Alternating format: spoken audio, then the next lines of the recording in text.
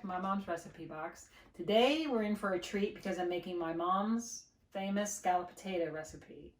This is a really simple recipe and my mom only made it for special occasions. Sunday dinners, if family was coming over. We'd have them on Easter Sunday with ham, and for my dad, ham and peas. My brother has a really good recipe for scalloped potatoes that he took from my mom, but basically he switches out from the white potatoes that we're going to use today. He uses sweet potatoes, and instead of Velveeta cheese, he uses the Irish cheddar. I don't know why anybody would substitute out the Velveeta, but you know, there's one in every family, right? So today we are going to be using some Yukon Gold potatoes, some butter, onions, salt and pepper, flour, a little garlic, some milk, and of course, Velveeta cheese, which as you know by now is like my favorite cheese in the whole world. Okay, and the tools we're going to use today are a whisk, and this is called a box grater. Now my mom had the flat grater that went over the bowl, and my brother has her originals, probably over 65 years old. This one is a little bit newer than that, and this is a box grater. And the nice thing about this one is it's got a little container in the bottom of it so you can store whatever it is that you grate. So that's kind of cool. So today we're going to be using this part of the box grater to make our sliced potatoes, okay? So the first thing we need to do is preheat our oven to 350 degrees. So we're going to do that right now. So that's done. And the next thing we're going to do is we're going to saute the onions and the garlic in the butter. And then we're going to get the potatoes washed up and we're going to get them sliced in the box grater, okay? Okay, so we're going to turn on the stove here. Medium-high heat. Throw your butter in the saucepan. And we're just going to get that melting down a little bit. Okay. I remember my cameraman telling me one time that butter melts faster if you cut it into a bunch of little pieces, and he is absolutely right. And once again, I forgot. Oops. Yeah, oops. Okay. So, get that going. Now in there, we're going to throw in between 1/4 and 1/2 cup of yellow onions, minced. That's a pretty big mince. My mom would mince her onions to the point where you wouldn't even be able to see them. They'd be microscopic. Because she didn't actually, I think she just didn't actually want anybody to know there were onions in her food. So go figure. Okay, so the onions are in, and then we're going to put about 1 teaspoon of minced garlic in there. Okay. Take it out. Okay. All right, and we're just going to saute that until the butter melts and the onions get a little clear, okay? So when we return, we will be ready to add the flour. And now I'm going to wash and slice the potatoes, okay? Come back. Slicing up our potatoes. I'm just taking the end off, and they're going in here in the box grater. This gives you a slice of about 1/8 of an inch thick, which is perfect. Now, obviously, you can't get the whole potato, but check out that slice. Nice, huh? If you don't have a box grater, you can just use a knife, but for the love of God, guys, watch your fingers. This thing is sharp, and because the potatoes are raw, you have a little bit of resistance. When you get to the point where you can't put them through the box grater anymore, just take them down here and slice them thin with your knife. Okay, and you can just pop them right in there. Okay, so we're going to finish slicing these up, and then we'll be ready to put our scalloped potatoes together. Okay, come on back. Okay guys, the onions and the garlic have been sauteing in the butter on low while I was doing the potatoes. I didn't want them to burn. Now we're going to take about 2 tablespoons of flour. We're going to dump that in there, and we're going to whisk it in to the butter and the onions and the garlic. And what you're doing here is you're creating a roux. So this is going to thicken up, and then when we add the milk, it's going to make a nice thick, creamy sauce for our scalloped potatoes, okay? All right, so we're just gonna whisk this. We wanna get all the lumps of flour out of there, and we wanna cook the flour. If you can see that, it's starting to turn a nice tan color. It's gonna get a little brown. That's cooking the flour. Okay.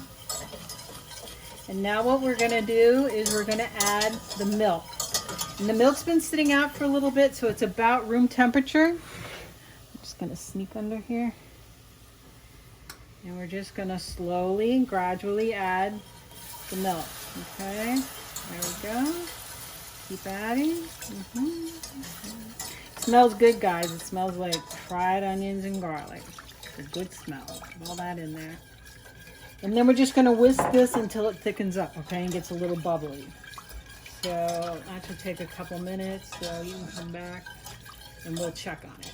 Okay guys, it's been a few minutes and we've been whisking this constantly because you don't want it to stick to the bottom of the pan, and you can see it's getting thicker, starting to get kind of bubbly.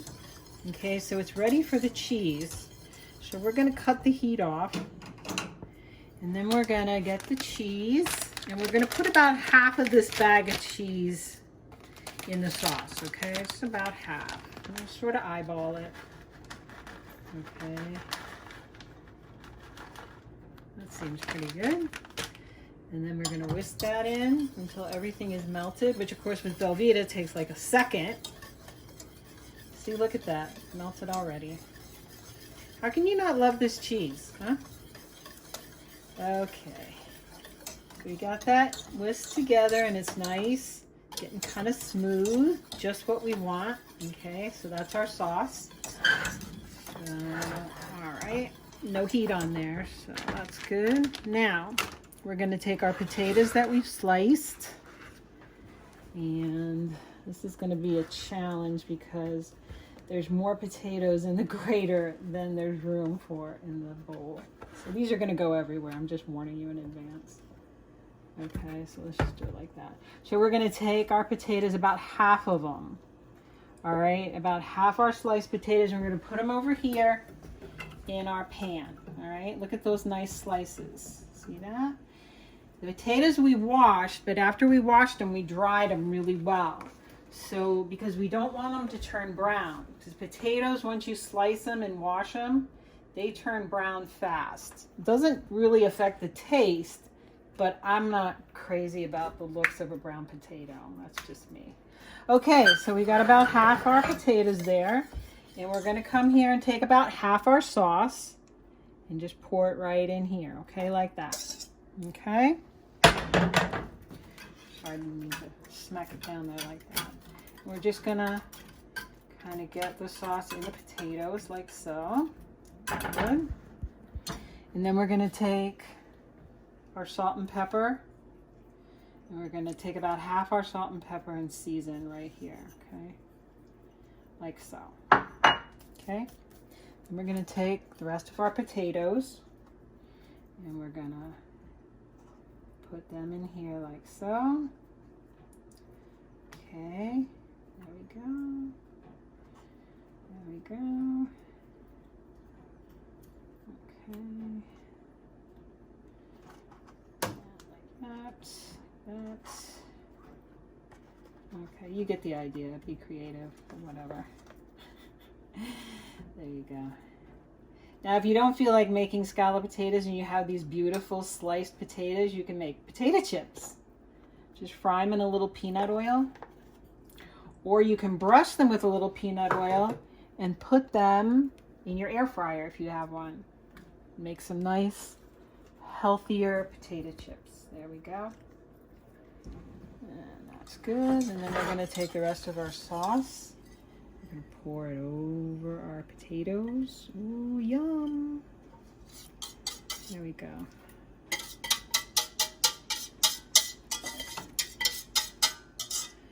Get as much as you can.